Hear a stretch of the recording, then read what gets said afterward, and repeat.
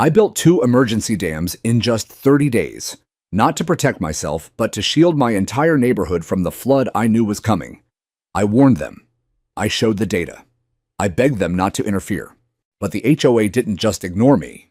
They destroyed one of the dams with a bulldozer less than 2 days before the storm hit. And what happened next? Floodwater tore through our streets, homes were destroyed, and the HOA's empire of control washed away. This is the true story of how one homeowner stood up and turned a wall of water into a wall of justice.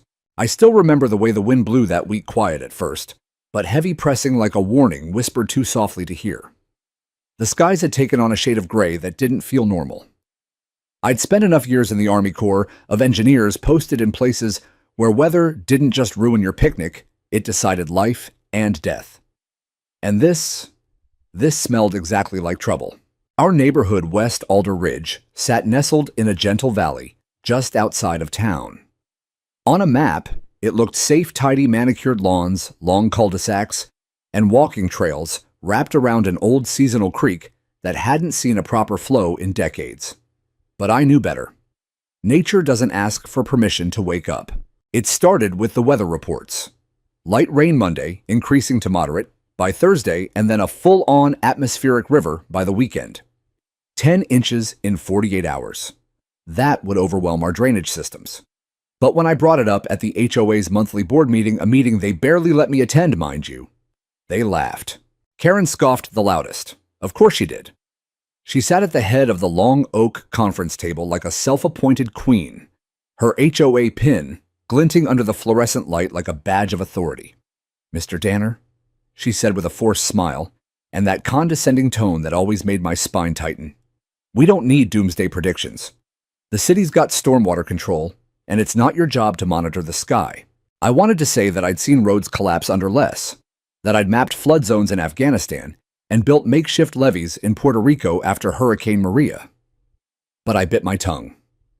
My credentials never impressed this group. They only saw a retired man with calloused hands and a stubborn attitude, someone who, in their minds, had too much time and too little respect for rules. So I walked out of that meeting with their dismissive smirks burned into my mind.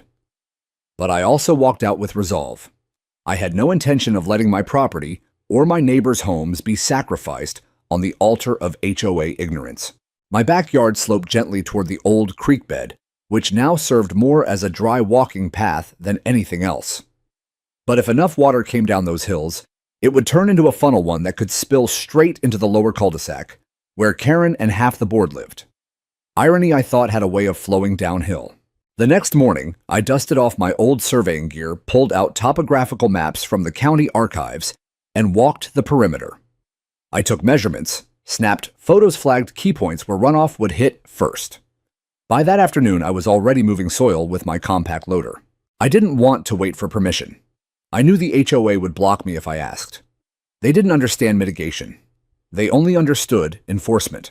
By the third day, I had cleared 2 berm sites, one on the north end of my land, designed to catch direct hillside runoff, and another just behind my property's south tree line reinforced with gravel and geotextile fabric to hold against surge pressure. I wasn't trying to build a dam the Army Corps would put its name on. I was trying to buy us time. I didn't tell anyone yet. I figured if it worked, no one would even notice. But of course, nothing stays hidden in a neighborhood ruled by binoculars and golf cart patrols. Karen showed up on the 5th day. She wasn't alone. 2 other board members trailed behind her, armed with clipboards and smugness. I was waist-deep in compacted fill when she shouted across the yard, "Mr. Danner, what exactly do you think you're doing?" I wiped my hands and turned slowly. "Trying to keep your house from flooding." Wrong answer. She marched closer, high heels sinking slightly into the damp soil. "You're altering common landscape without HOA approval. That's a violation of Article 6, Section B of the Community Ordinance." I stared at her. "This is my land. You share boundary water rights with the neighborhood," she fired back. "Anything that affects flow drainage or visual impact needs to be reviewed by the board." I gestured toward the skies, already thick with low clouds. Rain's not going to wait for a review. That set her off. She demanded immediate cessation of unauthorized earthwork, threatened fines, and said if I didn't submit an environmental impact report by the end of the week, she'd file a violation report with the city. But here's what she didn't know: I already had city acknowledgement. I'd run this past a friend of mine, a former colleague now working in the Department of Emergency Management.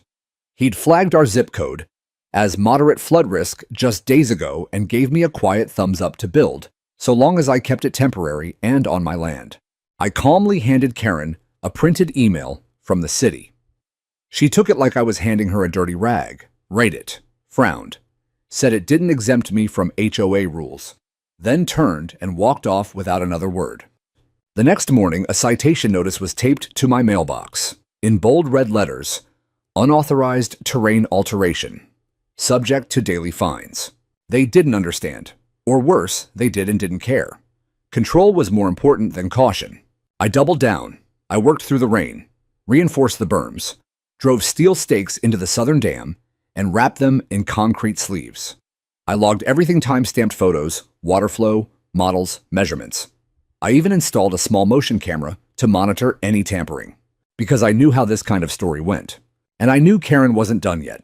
The thing about building something with your own hands is that it becomes a part of you. Not just physically, though. Every muscle in my back reminded me of it each morning, but mentally, emotionally. Every shovelful of dirt, every timber placed, every nail driven into a brace was an act of defiance. Not against nature, but against arrogance. After that first citation, I stopped trying to explain myself to the HOA. There was no point. I'd already made it clear that the purpose of the structures was protection. What they saw, though, was a challenge to their authority. So I stopped explaining, and I started building. I set my phone to Do Not Disturb. I pulled my old field gear out of the garage: waterproof gloves, a reflective vest, and a battered hard hat from my FEMA days. I laid out the survey flags with a precision that would have passed military inspection. Then I got to work.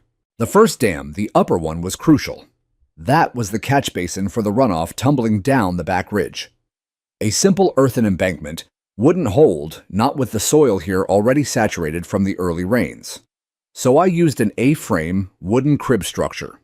At the core, packed tight with sandbags and gravel, then covered with clay and compacted soil. My neighbor Hal, retired firefighter good guy, wandered over on day 8 and watched me work for a while. "You expecting Noah's Ark kind of weather?" he asked, nodding at the growing wall of packed earth. "I'm expecting the HOA to keep their heads in the sand until this whole neighborhood floats," I replied without looking up. He chuckled, then handed me a thermos. "For what it's worth, I think you're right. That creek's bone dry most years, but when it rains like this, it backs up through my yard." Hal wasn't the only one who saw the wisdom in what I was doing. Over the next few days, I noticed people slowing down as they walked their dogs near my property. Some stared. A few nodded. One woman, a young mother, from the opposite cul-de-sac named Amanda, brought me a hot sandwich and thanked me just in case this actually helps. It felt good not being liked necessarily, but being understood. The second dam, the downstream one, was more delicate. I wasn't just dealing with my own land anymore. This one brushed the easement line, where HOA walking paths technically began. I knew if Karen caught wind of it, she'd try to weaponize that. So I made sure it was entirely on my side of the line, triple-checked with GPS coordinates, even printed a copy of the plat map from the county assessor's office. I didn't have illusions of permanence. These dams were temporary, maybe 2 or 3 weeks at most.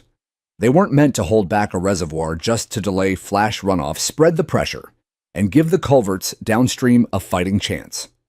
Like putting your hands in front of a falling bookshelf, not stopping the crash, but slowing it enough to protect what's behind you. But every pile of soil I laid down, every barrier I raised, I could feel their eyes on me. Not the neighbors, the board.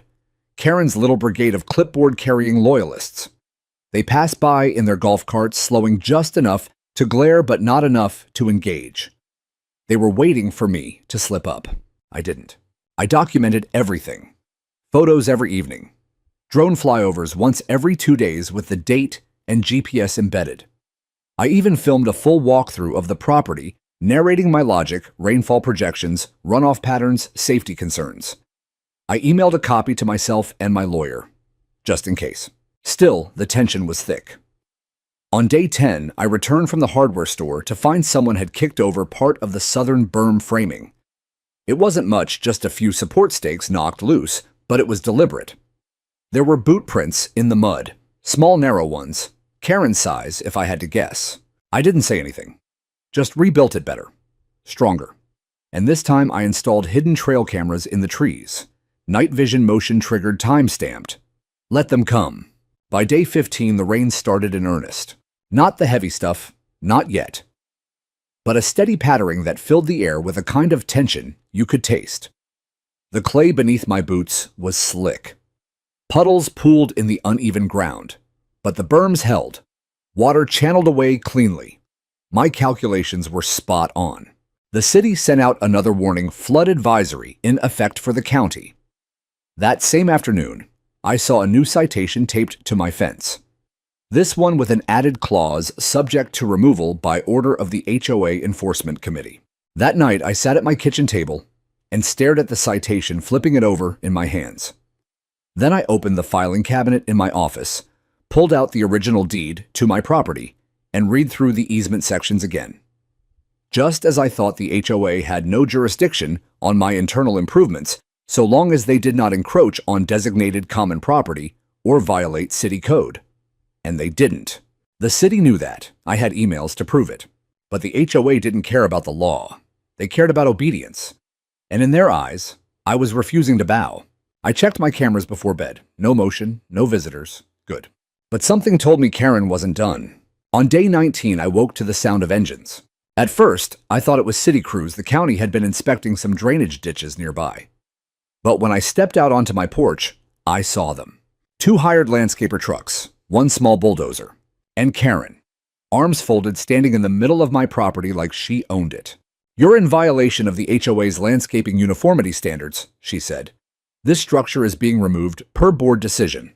"You set foot past that marker," I growled, pointing at the boundary stake, "and I'll file trespassing charges." "I already filed for emergency authority," she smirked, holding up a paper I couldn't see from where I stood. "This is a hazard." "No," I thought. "What's hazardous is your ego." I walked back inside. Not because I was giving in, but because I knew the cameras were rolling. I wanted every second of what happened next preserved.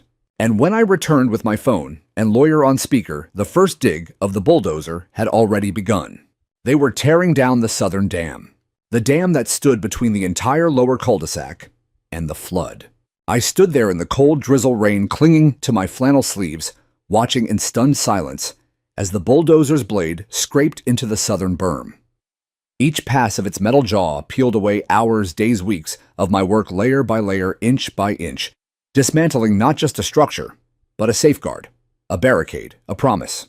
Karen didn't flinch. She stood off to the side beneath a massive black umbrella that made her look like a villainous matriarch from a bad suburban soap opera. Her arms were crossed tightly across her designer raincoat, and her expression was infuriatingly satisfied, like a school principal catching a kid with gum in his mouth. Behind her, 2 other board members watched nervously, not quite as smug as she was, but unwilling to step out of line. The men operating the equipment, hired laborers, probably subcontracted by the HOA, didn't make eye contact with me. They just followed orders. I couldn't blame them. They had no idea what they were destroying. I pulled out my phone, tapped record, and began narrating. This is James Danner documenting an illegal HOA incursion onto private property. Timestamp is 7:41 a.m. Tuesday, rain active. This crew is currently demolishing a flood mitigation structure I built entirely on my land, with full knowledge of city code compliance. No cease and desist was issued by any legitimate authority.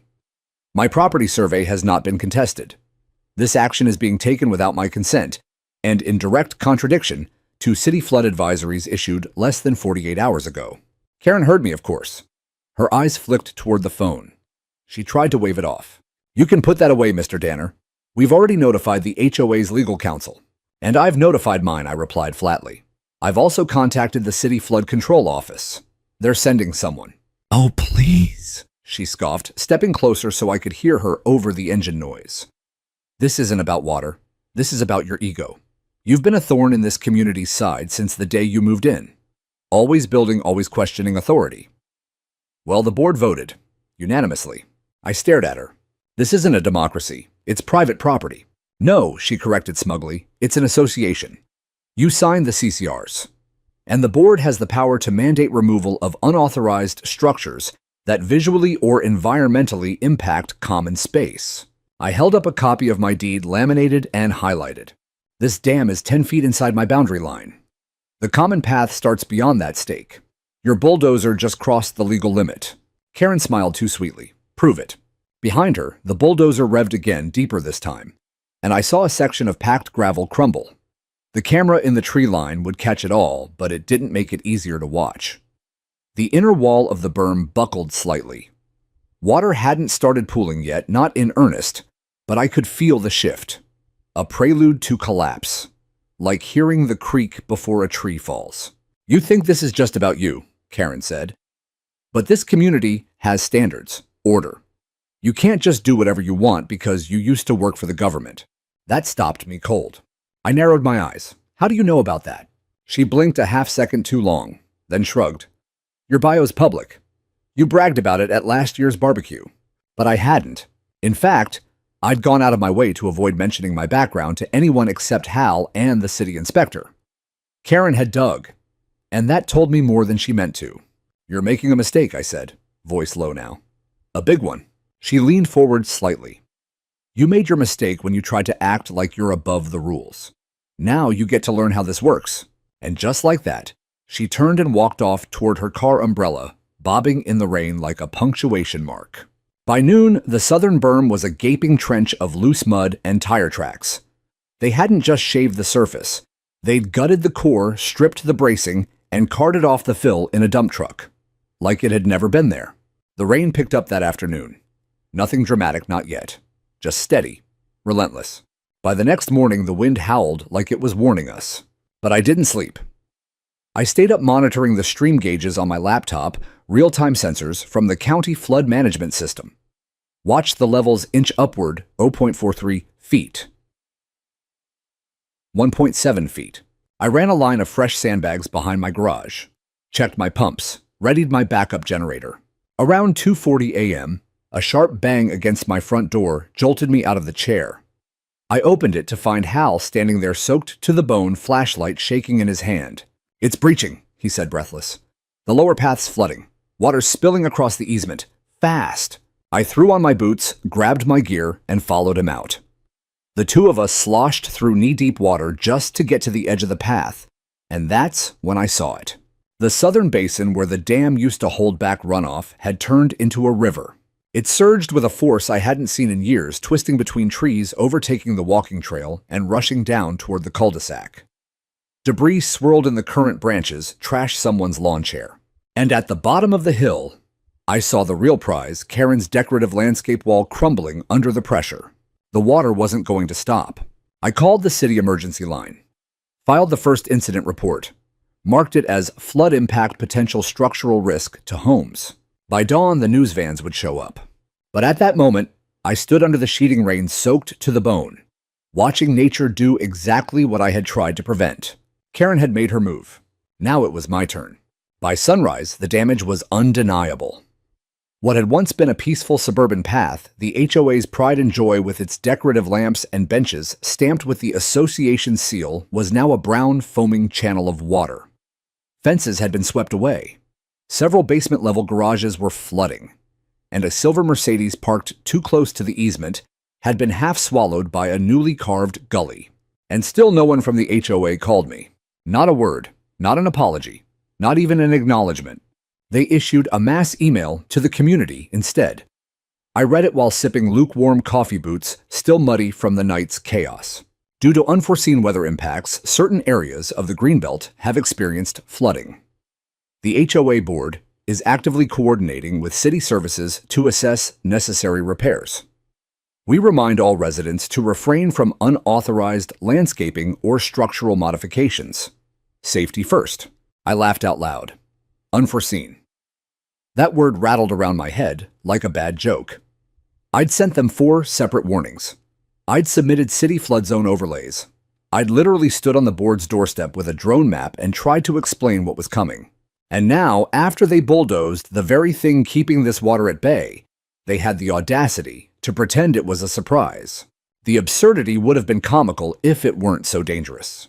By mid-morning, I received an official notice of compliance violation in a bright yellow envelope slid under my door. Not by post, hand-delivered. Probably Karen. It read, "This serves as final notice regarding non-approved modifications to landscape and drainage patterns on Lot 47B. Failure to comply with HOA directives has resulted in direct property and common area disruption.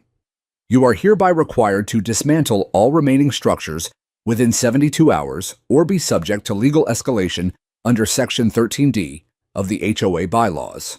Further violations may result in civil action." I sat back, jaw-tight eyes scanning each smugly typed paragraph. They wanted to tear down the second dam, now the only one still holding. The upper berm was holding back a slow but rising flow from the northern slope. I'd reinforced it heavily. But it wasn't built to do the job alone. If they tore that one down too, the next storm system predicted to arrive in 36 hours wouldn't just flood walking paths and basements. It would take out structural foundations. The neighborhood was already saturated, the culverts clogged, the creek reactivated. The terrain couldn't absorb more. So I made a decision. I wasn't taking down anything. Instead, I forwarded the HOA's violation notice to 3 people. My attorney, Paul Morris, who specialized in property rights. My contact at the City Emergency Planning Office, Rebecca Grant. And quietly, to an old FEMA colleague, who now worked in infrastructure resilience analysis at the state level. Then I got to work documenting everything. I hiked up to the upper berm and filmed a walkthrough, giving details, elevations, rainfall data, and soil saturation levels. I showed the camera how the flow was building. I highlighted how removing this structure would violate 3 municipal safety codes and 1 federal emergency mitigation guideline. Then I zipped the footage into a drive and dropped it off in person at City Hall with a note: "Urgent potential infrastructure risk due to HOA actions. Request emergency review."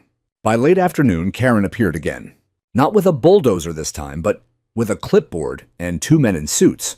One of them introduced himself as Mr. Harlan, legal representative for the HOA. The other didn't speak at all, just walked the edge of my property, taking photos. Karen didn't waste time. "We've given you ample warning, Mr. Danner. Now you're in open defiance." I didn't respond. I let her talk while my body cam recorded from my chest pocket. "You've created unauthorized dams. You've altered watershed flows. You've endangered adjacent properties. And now, after the events of last night, you want to act like a hero. The board sees through your games." I finally met her gaze. There were no games. There was just you ignoring every sign. And now the whole community is paying the price. Mr. Harlan interjected smoothly. "We're here to offer a last opportunity.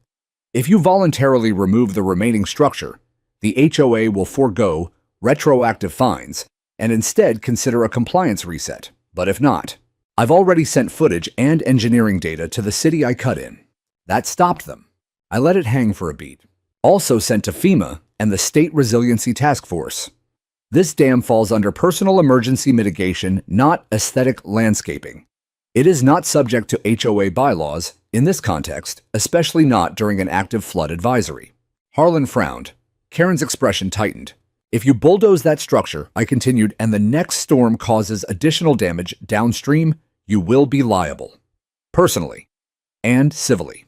She blinked, jaw working like she wanted to say something but couldn't find the words. Then she pivoted. "Fine," she snapped. "If the city wants to get involved, so be it. But don't expect sympathy when this entire place becomes a mud pit because of your obsession."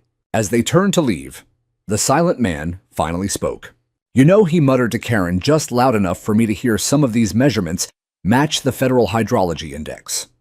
If that's true, and this qualifies as floodplain mitigation, we may not want this escalated." She hissed back something too low to catch. They got in their black SUV and drove off. I stood there soaked again in drizzle, staring at the churn of water behind the berm. I didn't feel triumphant. I felt dread, because the next storm was coming fast. And if the dam held, I'd save the neighborhood. But if it failed, I'd be the villain they always wanted me to be. The first gust slammed into the window like a shoulder-sharp urgent unannounced. I'd just finished tightening the last row of sandbags along my lower fence line when the wind shifted. It carried a thickness, a heaviness that had nothing to do with temperature. The air buzzed with tension, the way it does right before something breaks. I looked up and saw the sky split open in a bruised gray arc fast-moving clouds dragging sheets of rain across the ridgeline like stage curtains being yanked shut. And just like that, the storm began. It wasn't a gentle build like before. This time it came down in walls, unrelenting, hammering the earth so hard I could hear the metallic ping of it on my wheelbarrow from 20 feet away. Visibility dropped in minutes. The hills disappeared behind a curtain of water. The trees looked like they were shivering their branches, convulsing in the wind. I rushed back into the house, soaked, grabbed my weather radio, and powered up the monitoring system. The creek sensors were already pinging red. The flow had doubled in under an hour. I zoomed into the topographical overlay I'd been watching for days. Water was moving fast down the northern slopes, faster than predicted, and it was all heading straight toward the upper berm. I yanked on my coat and boots again, grabbed my flashlight and drone kit, and ran outside. Mud slid under my feet like ice. I nearly went down twice before I reached the edge of the property. The sound of the storm was deafening now, rain, wind, and somewhere in the distance the low, thunder-like groan of something shifting. Earth trees? I couldn't tell. The upper dam came into view through the sheets of rain, still standing. But it was groaning. Water pressed against it like a fist on a locked door. The pressure had built up faster than I'd calculated. I hadn't expected the southern side to funnel runoff too. But with the other dam gone, the water had diverted across two lower hills and was pouring in at a new angle. I knew the structure was strong, triple reinforced, double braced, compacted in layers. But nothing is indestructible. I took out my drone, sheltered it under my jacket, and launched it with shaking hands. The camera rose above the property, giving me a wide-angle shot of the entire valley. What I saw nearly knocked the breath out of me. The old creek bed, now fully activated, had breached its banks near Hal's yard. The cul-de-sac where Karen and the HOA board lived was already taking water again. Driveways were flooded. A retaining wall on Birch Court had collapsed, sending a section of a fence floating like driftwood. And still the rain poured down heavy as grief. I toggled the drone toward the upstream ridge. My heart sank. There, barely visible through the drone feed, was a landslide beginning to form. A slow slither of mud, carving down the slope like chocolate syrup, creeping toward the lower trail. Not catastrophic, not yet, but enough to send a shock of urgency through my chest. This was bigger than any of us had expected. Back at the dam, I inspected the seams, the overflow channel, the central brace. So far, everything held. But the water was rising fast, and if the emergency spillway failed, it would overtop in hours. I pulled out my radio and called Rebecca at the city's emergency office. She answered on the third ring. Rebecca Danner here. You need to escalate the alert level. We're approaching critical pressure on the retention structure I told you about. Creeks breached, landslide forming on the northeast ridge. The dam is holding for now, but I need sandbag reinforcements and a pump relay before nightfall. Got it, she said, instantly serious. Sending out a crew. Do you have photographic confirmation? Drone footage already in your inbox. You want me to issue the neighborhood alert? Yes. And Rebecca, if anyone from the HOA tries to interfere, log it. She understood. I knew she would. By the time I returned to the house, the power had flickered twice. I prepped the generator, sealed the basement entrance, and rechecked the sump pumps. The last thing I wanted was to be fighting water inside while chaos raged outside. At 3:47 p.m., I received a citywide alert on my phone. Flood warning, imminent runoff surge in zone B6. Residents advised to seek high ground and avoid low-lying walkways. Emergency shelters open at Woodcrest High School and Shady Glen Church. That was the city's way of saying, we should have listened to the guy with the dam. But not everyone got the message in time. Around 5:30, I heard screaming from down the trail. I ran outside, flashlight cutting through the murk. At the edge of the walking path just below, where the southern dam used to be, a young couple was trying to guide their golden retriever through waist-deep water. The animal had panicked, tangled its leash around a mailbox post, and now thrashed wildly as the current surged stronger. I ran straight in. Cold water hit like ice, nearly knocking me off balance. I fought the current, reached the dog, and unhooked the leash in one swift motion. It bolted uphill without hesitation. The couple thanked me breathlessly as I helped them up the bank. Why didn't they warn us? The man asked. They did, I muttered. Just not the right people. We watched together as the floodwater rolled deeper into the trail, and with it, someone's patio furniture, a garbage bin, and a child's plastic tricycle. By 6:00, emergency vehicles began arriving. Flashing lights lit the gloom like warning beacons from a war zone. I recognized Rebecca's silhouette beneath a hooded jacket as she stepped out of a city van, flanked by engineers and a uniformed officer. She jogged over. "We saw the drone footage. You were right." The diversion point from the second dam's removal accelerated everything. She glanced at the rising tide. "We'll set up staging here. Sandbags, pump trucks. But James, we're going to need you to help lead this." I looked at her surprised. "You've got a team. And you've got the map in your head. You built these lines. You've lived with them."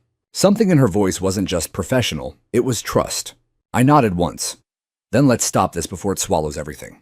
As we moved to coordinate emergency defenses, I couldn't help but glance toward the far end of the cul-de-sac. Karen's front porch light flickered weakly through the rain. The flood hadn't spared her either. But she wasn't out helping, she was hiding. And now the water was knocking at her door. By nightfall, the storm was no longer an event. It was a presence. It had personality. It breathed and moved with intent, like some massive beast crashing down the hills in slow, merciless waves. The sound of it whined against gutters, rain against glass water roaring through culverts, drowned out all else. It wasn't nature anymore. It was a siege. I stood in the middle of the neighborhood's main intersection, waist-deep in water, that wasn't supposed to exist, coordinating with a city crew that never expected to be there. We'd set up halogen floodlights powered by generators, casting the scene in a pale, eerie glow. Shadows leapt across the houses as the water surged around our knees. Pumps groaned, radios crackled, men barked orders into the dark. But the water kept rising. The upper dam was still holding barely. It had diverted the worst of the hillside runoff. But with the southern dam gone, the redirected flow found new unforgiving paths. HOA streets, once proud and preened, were now tributaries of a growing inland sea. I watched a street sign from Laurel Drive bob past me, an entire post ripped clean from the ground, its base still wrapped in decorative ivy. That was the moment it hit me. This wasn't damage. This was erasure. The neighborhood wasn't just being flooded, it was being rewritten. 2 city engineers slogged up beside me with tablets in waterproof sleeves. "West retention is gone," one of them shouted over the wind. "Storm drain backups everywhere. Whatever berm you built up north is the only thing keeping this whole area from becoming a lake." I didn't respond right away. I was staring across the water toward Karen's house. Her lights were out. No porch light, no movement. I splashed toward it faster now. Rebecca called out behind me, but I didn't stop. I wasn't doing it for Karen. I wasn't even sure why I was doing it at all. Maybe because despite everything, despite her insults, her arrogance, her relentless pursuit to tear down what I built, she was still a neighbor. And this flood didn't care who was right. The current pushed harder as I got closer. Her yard was completely underwater. The decorative hedge she'd bragged about during every HOA meeting had been flattened into a floating mat. Her front door was still shut, but the water line had reached the bottom of the windows.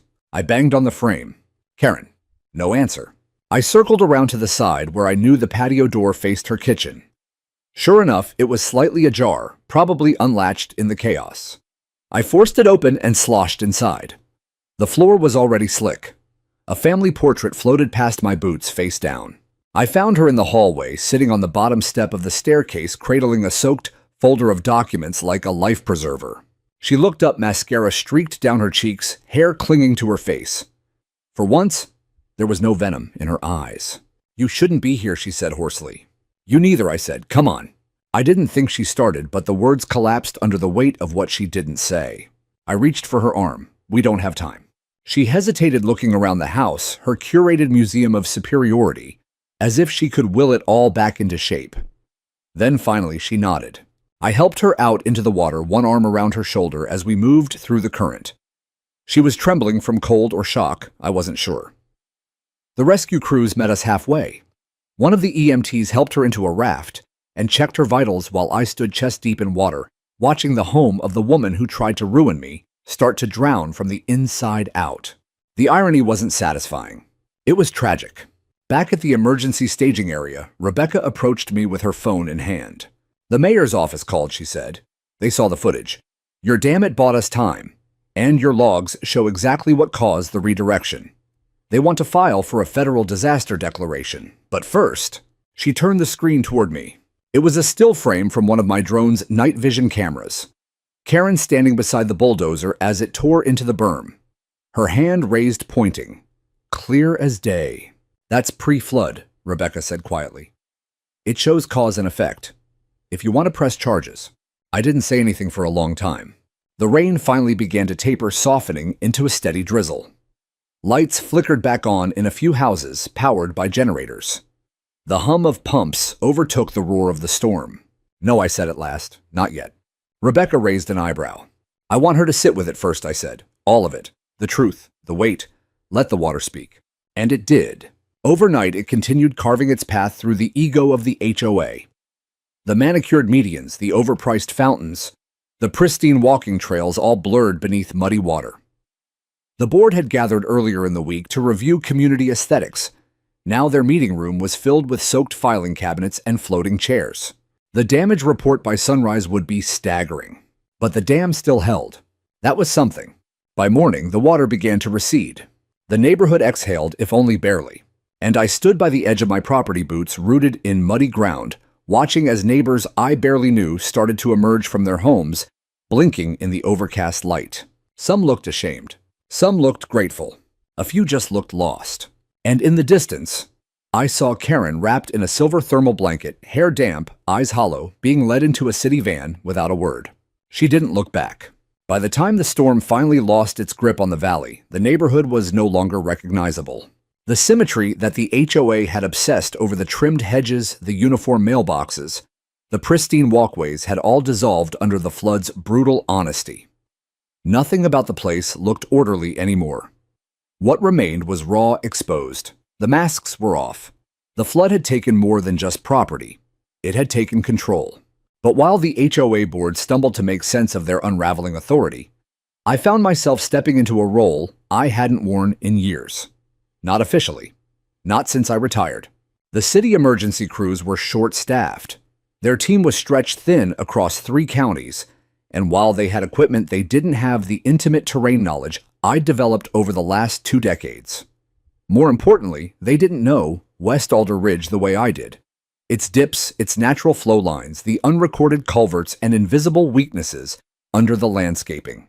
So when Rebecca handed me a yellow safety vest and asked if I could coordinate the pump strategy for sectors B and C, I didn't hesitate. I nodded, pulled my soaked ball cap lower, and got to work. At first, the city workers didn't know who I was. To them, I was just another homeowner pitching in. They followed my direction, but I could feel the skepticism. That changed about an hour into the operation.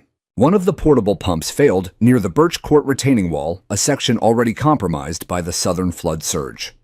I sprinted over knee-deep in brown water, motioning the crew to move the intake hose while I recalibrated the control valve manually. "You've done this before," one of them said, watching me with a raised brow. Once or twice, I replied, not looking up.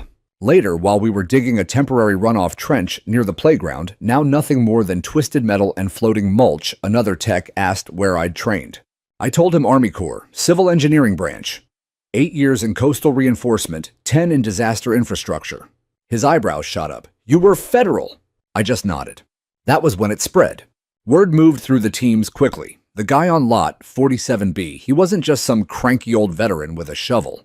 He was a former federal emergency engineer.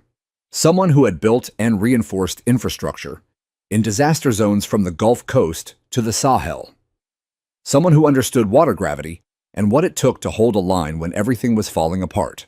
They started deferring to me. By midday, I was standing with a group of field engineers, city planners, and drone operators, pointing to maps coordinating pump placements and revising emergency runoff routing. It was surreal. Just days ago, I'd been labeled a rogue homeowner, fined, threatened, told I was a liability. Now I was leading the flood response effort in the very neighborhood that tried to silence me. But I didn't gloat. I didn't need to. The truth had already surfaced with the water. Even the neighbors, the ones who once crossed the street when they saw me coming, began to approach, quietly, one by one. Hal brought me fresh gloves and coffee. Mrs. Berman from 3 houses down offered to help sandbag the remaining garage doors. And Amanda, the young mother, who had once brought me a sandwich while I worked on the berm, showed up with her teenage son and said, "Tell us what to do." It was something I never expected to see in this place. Trust. Late that afternoon, as we cleared out the last of the major blockages near the main storm drain, I saw Karen again. She wasn't wearing her trademark blazer or her HOA pin, just a gray hoodie and rain boots too big for her feet. She was standing off to the side of the staging area, staring at the remains of her front lawn, which now resembled a war zone. Mud trash and a broken stone planter sat like tombstones to her old authority. She didn't speak. She didn't look at me, but her hands trembled, clutching a clipboard not with power but with desperation. She was still trying to hold on to the rituals of control even as the structure that supported her power had eroded completely. A city official approached her asking about flood insurance records. She fumbled through soggy papers, flipping pages with wet fingers. The official looked at me instead. "Do you have records on the southern dam's removal?" "I do," I said, and handed over a USB drive. Drone footage, time-stamped. Board decision in violation of advisory protocols. Karen's head dipped slightly. She didn't argue. She didn't interrupt. She just stood there, finally quiet. I didn't feel triumphant. I felt tired. But I also felt something else, like I had finally put something right. Not just in this neighborhood, but in myself. For years, I had been afraid to step forward, to speak too loud, to challenge. My time in federal service had shown me how bureaucracy could punish those who acted too boldly, and retirement had taught me how silence could feel safe. But this was different. I didn't need a badge to do what was right. I just needed conviction and proof. That night, the city crew held a small debriefing inside the community center, the same one where the HOA board used to hold their quarterly meetings. The carpets were soaked, the projector was fried, and folding chairs lined the walls. But the lights were on and the room was warm.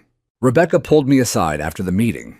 "James," she said, "when this is over, I want to nominate you for the Community Resilience Award." I shook my head. "I didn't do this for that." "I know," she said. "But you should be recognized, not just for what you built, but for what you stopped." I looked around the room, at the exhausted faces, at the water-stained floor, at the plans now drawn on the whiteboard, not by HOA officials, but by civil engineers. The balance of power had shifted, and Karen knew it. As I left the center, I passed her in the hallway. She didn't meet my eyes, but her voice followed me as I walked by. I was wrong. I stopped. She still wouldn't look up. About the dam. About you. About all of it. I didn't say anything. I just nodded once, a silent truce, and kept walking. The flood had washed away more than fences and flower beds. It had swept out arrogance and left space for something new. The water retreated slowly, as if reluctant to leave behind the destruction it had carved. For 3 days, it ebbed in sections, draining from backyards, slipping off rooftops, seeping out of basements. The smell came next, that unmistakable stench of wet drywall, rotting mulch, and old runoff. The flood had passed, but it left a trail of memory in every soggy carpet and collapsed porch step. And with the mud came the blame. At first, people whispered.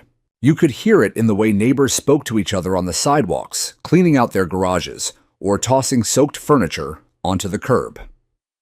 Questions formed in half-finished sentences. "Did you hear what really caused the breach? They said someone tore something down. I thought the HOA was supposed to..." But it didn't stay whispers for long. By the end of the week, 3 separate households had filed formal complaints with the city naming the HOA board, specifically Karen, for negligence. One couple filed an insurance claim that directly referenced the destroyed southern dam as the inciting failure. Word got out that I had video evidence. And suddenly, everyone wanted to talk to me. Some of them were kind neighbors I barely knew, people who now realized I hadn't just been some grumpy retiree tinkering in the dirt. They brought coffee, offered help, cleaning up. A few even asked if I could help them plan better drainage for their own lots in the future. But others, they were furious. Not at me, at the people who were supposed to protect them. Karen went silent. She stopped attending HOA meetings altogether. In fact, the whole board went underground. Emails went unanswered. No emergency session was called. No public statement, just silence. But the silence didn't stop the damage from speaking. The playground was gone. The walking trails had eroded in places, split by gashes of displaced soil. One home, a 2-story property, at the bottom of Birch Court, had been red-tagged by the city as temporarily uninhabitable. And guess who lived there? Clyde Westerly, former treasurer of the HOA board. He knocked on my door 2 days later.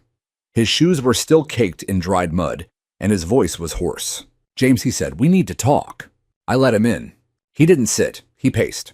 "We never meant to— Karen. She thought the dam was a liability. She said it violated 3 sections of the CCRs. She said it might increase our own liability if it failed." I crossed my arms, said nothing. "She didn't tell the rest of us you had city clearance. We didn't know you'd filed for emergency mitigation. She just told us it was rogue construction." I let the silence hang. "She bullied the vote," he admitted quietly. "Told us it had to go down, or the board could be fined. I didn't even realize she had it scheduled for removal until I saw the equipment. Now I stepped closer. You had a chance to stop her." He winced. "I know." I handed him a printout, still wet in the corners of the time-stamped drone footage. Karen directing the crew. The dam being torn down. The storm clouds overhead. "That's being sent to the city attorney. You may want to speak to a lawyer." He nodded slowly. And that's when I saw it, the fear. Not of legal action, not of fines, but of consequences. Something the HOA had long forgotten could reach them. Clyde left quietly, but the damage was done.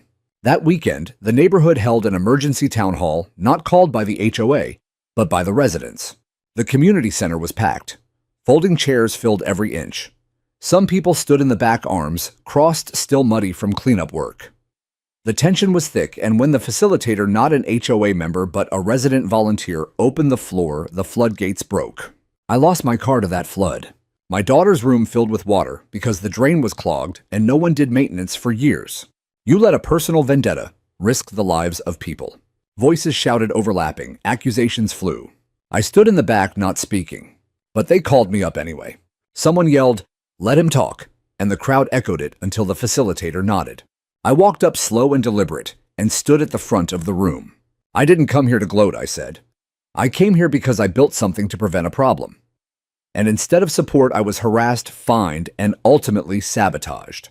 Silence. I held up my phone and tapped the screen.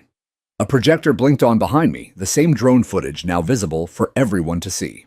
"This," I said, voice steady as what happened when the HOA board destroyed the dam. Gasps, murmurs. A woman covered her mouth. "Before this," I added, "I sent emails. I warned them in meetings. I even handed them official maps. They chose control over community. And you all paid the price." Someone yelled, "Where's Karen now?" But I didn't answer. I didn't have to. The following Monday, 4 board members, including Karen, received formal notifications of a community recall vote. Residents had petitioned to remove the board under the Emergency Amendment Clause in the HOA's charter. They had the signatures. They had the momentum. They had proof. The same people who once nodded politely at Karen's every word were now demanding audits, asking for financial transparency, calling for third-party oversight. It was like watching a revolution, slow but irreversible. 1 week later, Karen resigned. No speech, no ceremony. She left her position with a 1-sentence email. "Effective immediately, I am stepping down from the HOA board." I stood on my porch that evening, watching a red hatchback pull away from her driveway for the last time. No one waved. No one came out to say goodbye. She was gone. And something else, something long, buried beneath bylaws and fake smiles, began to rise in her place.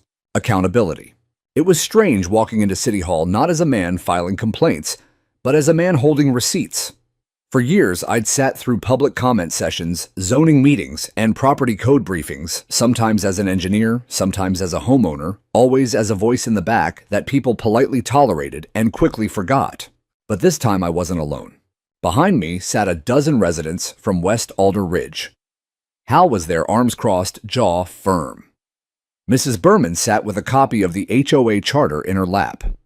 Even Amanda came with her teenage son. These weren't just spectators anymore. They were witnesses. And I was no longer just a man with a muddy backyard. I had a flash drive in my pocket with time-stamped footage of HOA officials, namely Karen, ordering the destruction of an emergency structure during a declared flood advisory. I had printed emails from city emergency planners and a signed statement from Rebecca Grant confirming that I had communicated risk assessments in advance of the storm.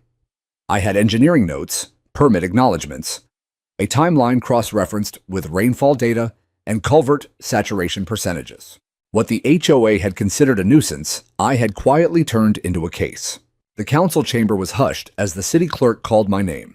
James Danner, private resident, requesting time on the agenda regarding emergency response failures and HOA interference. I stepped forward, notes in hand. I didn't need to look at them. Good evening, I began steady into the microphone. I come here not as a plaintiff. Not yet. I come here as a resident and a former federal emergency engineer to request the city formally open an investigation into the actions of the West Alder Ridge Homeowners Association, specifically their interference in private property infrastructure designed to mitigate flood damage during the March storm. A murmur rippled through the chamber. I clicked the remote. The projector lit up behind me. Frame 1, the bulldozer, Karen directing at a copy of the citation visible on the screen. Frame 2, floodwater breaching the Southern Trail. Frame 3, neighborhood homes underwater. I built 2 berms on my property. One was destroyed by HOA order less than 36 hours before the storm's peak rainfall. The other held. The damage we saw could have been minimized, perhaps avoided entirely, had the HOA not interfered. I paused. Let the images breathe. The council president leaned forward, adjusting her glasses. Mr. Danner, we're aware of the flooding, but I have more, I interrupted, not out of disrespect, but necessity. I handed her a binder. Pages 7 through 13 contain communications between myself and the City Emergency Department. Pages 15 through 21 show the HOA's violation notices citations and the board's order to demolish. I also have recorded testimony from neighbors confirming that the board ignored warnings, misrepresented facts, and potentially violated municipal code by ordering destruction of mitigation infrastructure during an active advisory. A younger council member leaned over to read through the documents. His brows knit together the farther he read. Are you seeking damages? Another asked. Eventually, yes, I said, but right now I'm seeking policy change. That turned heads. I continued. We live in a town where more and more communities are governed by private associations that operate outside the scope of municipal oversight. That model assumes good faith.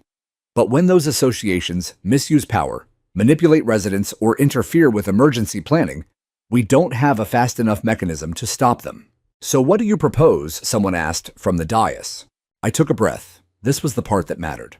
I'm proposing a city ordinance requiring any HOA operating within flood risk zones to register mitigation structures with the city and to obtain approval from the Emergency Management Office before altering, removing, or destroying any structure related to water flow.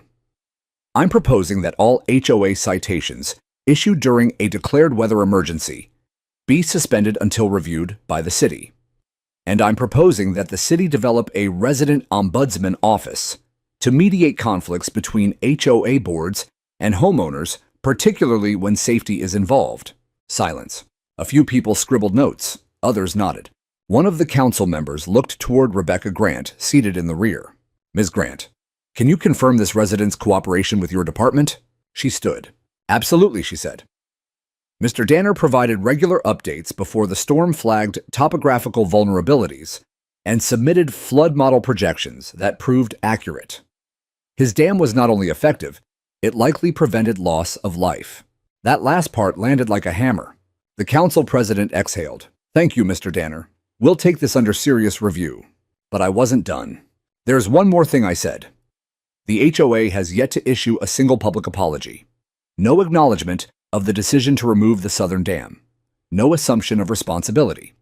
And while Karen has resigned, the rest of the board remains silent. I'd like this body to consider a temporary freeze on the HOA's enforcement authority until the investigation concludes. No new citations, no new fines, no new action until transparency is restored. That caused a stir. Council members exchanged glances. The audience murmured. Then the president nodded slowly. We'll review that request as well. Afterward, people clapped. I hadn't expected that. I wasn't after applause. But in that moment, I realized the story had changed. I was no longer the problem. I was the guy who showed up when it mattered. The local news ran a segment the next day. Retired engineer's dam-saved neighborhood now takes on HOA. They showed drone footage, side-by-side rainfall charts, and an interview with a flood-damaged homeowner who said if he hadn't done what he did, we'd have been underwater, literally and legally. But the most surprising call came 2 days later. An assistant from the mayor's office asked if I'd be willing to consult on future resilience planning. Unofficially, he added, but the mayor's impressed. I chuckled. Tell him I work for coffee and the right to be left alone. Still, I agreed. That week, I sat through my first planning session as a guest consultant. And when they introduced me, they didn't say, retired guy from West Alder Ridge. They said engineer, flood responder, community advocate. Funny how fast things change when truth rises. Funny how much clearer everything becomes after the water recedes. Spring arrived quieter than I expected. The skies still carried their moods, clouds rolling over the hills like tired sentinels, winds testing the new shoots of green on every lawn. But there was something different in the air now. The fear had receded with the floodwaters. What remained was a quiet kind of reckoning. In the weeks following the City Hall hearing, the landscape of West Alder Ridge shifted not just physically, but emotionally. Gone were the stiff waves and strained smiles. People lingered longer outside. They helped one another without waiting to be asked. And the phrase, HOA said so, stopped holding the same weight it once did. The city had approved my proposed ordinances. Effective immediately, no HOA within flood-prone zones could remove or alter water mitigation structures without city sign-off. A review board was established to mediate HOA disputes where safety was concerned. And most notably, the West Alder Ridge HOA was placed under an administrative audit. The recall vote passed by a landslide. Karen, along with 3 remaining board members, was officially removed. The new board, led by Amanda, the young mother who once brought me a sandwich while I worked on the berm, prioritized transparency, resilience, and rebuilding trust. They invited me to their first open forum meeting. I declined the invitation to speak, but I sat in the back and listened. They didn't need me at the podium anymore. They had found their own voices. The damage from the flood wasn't cheap. The city estimated nearly $1.2 million in infrastructure losses. FEMA stepped in to cover a portion. Insurance companies dragged their feet, as they always do. But the recovery came not just in payouts, but in people. Hal and I helped rebuild the trail bridge that had collapsed under runoff. He'd show up every morning with a pack of screws and a thermos of black coffee, muttering about how we'd better overbuild it, just to spite Mother Nature. Mrs. Berman organized a volunteer team to replant trees along the creek bank. This time, we chose native willows and river birch roots that knew how to hold. The house, on Birch Court, the one red tagged, was eventually deemed salvageable. Clyde Westerly, its former owner and ex-HOA treasurer, moved out shortly after. Rumor was he bought a cabin 2 towns over. No one asked him to stay. And Karen, no one saw her again. Some said she moved back in with her sister. Others claimed she sued the HOA board for defamation, a lawsuit that quietly disappeared once the city presented its findings. For me, justice didn't come with headlines or a courtroom victory. It came slowly in moments, like when Amanda knocked on my door one afternoon and handed me a manila envelope. Inside were hand-drawn thank you notes from her son's class. Crayons and colored pencils had rendered lopsided berms and smiling stick figures with shovels. One read, "Thank you for saving our neighborhood." Another, "My dog didn't drown because you made a dirt wall." And one from a little girl I didn't know simply said, "You were brave." I kept that one on my fridge. There were still rough days, of course, flashbacks. The sound of heavy rain on the roof made me clench my jaw without thinking. I'd wake sometimes to the imagined groan of a dam failing. Old instincts die slow. But I found peace in small things. Fixing my fence. Sitting on the porch with Hal listening to the creek that once threatened to swallow us. Walking the rebuilt trails and seeing children run where just weeks earlier, floodwater had raged. And the dam, the upper berm, still stood. After the storm, the city sent engineers to inspect it. They expected to condemn it to require professional removal. But after studying the structure, one of them approached me with a look of restrained admiration. "Did you use a French drain under that reinforcement layer?" I nodded. "And that framing brace, did you weld that on site?" "Old habits," I replied. He just shook his head. "We've seen worse on federal projects." The dam was declared safe. The city placed it on a temporary status, but left it untouched. It had become part of the landscape now. Not an eyesore, a monument. One afternoon, I carved a small wooden sign and planted it near the base.